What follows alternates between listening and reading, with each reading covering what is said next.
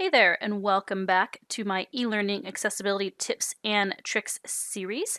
Today, we're going to talk about lists. I'm talking about any list you put into any sort of a document, or what you see is what you get editor on the web.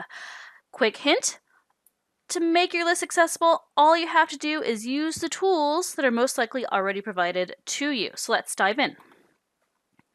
It's really important when you format your lists that you use the built-in formatting tools available to you.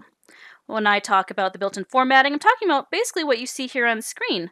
As I reveal each item, the bullets are available here on the left for you to see. I'm not using asterisks. I'm not using dashes.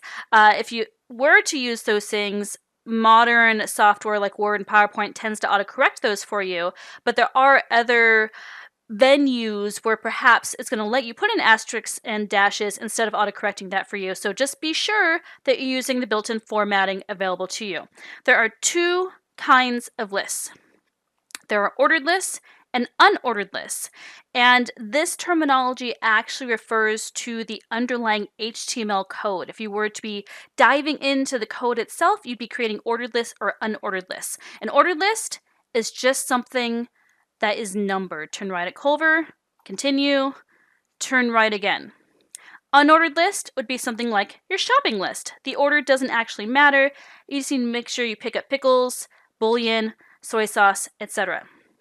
Okay, so I'd like to quickly show you the tools I'm talking about in your software that allow you to make this happen. I went ahead and exited my slideshow so you could see the back end here. I'm in PowerPoint. These tools will be similar whether you're in PowerPoint, Word, or what you see is what you get, or a WYSIWYG editor you might find on the web.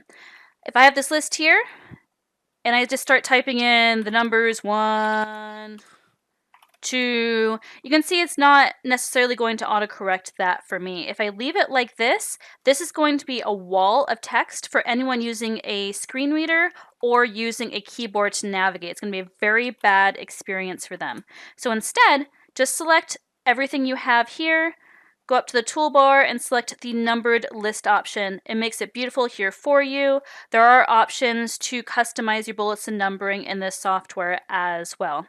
Same thing for unordered list. If I was just popping in dashes here, it's going to be a really bad, unordered, unorganized experience for someone using a screen reader or a keyboard.